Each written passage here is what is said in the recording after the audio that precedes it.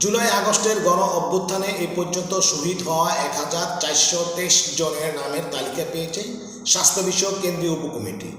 বিষয়টি নিশ্চিত করেছেন কমিটির সদস্য সচিব ও সমন্বয়ক তারিকুল ইসলাম।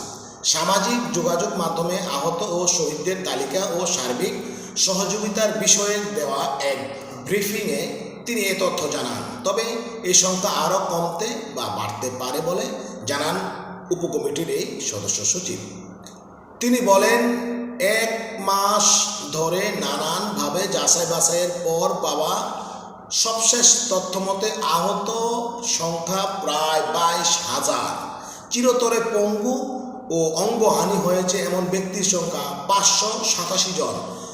আন্দোলনে চোখে গুরুতর আঘাতপ্রাপ্ত হয়ে 685 জন। তার মধ্যে 92 জন ব্যক্তি দু চোখে চিরতরের জন্য আর দেখতে পাবেন না।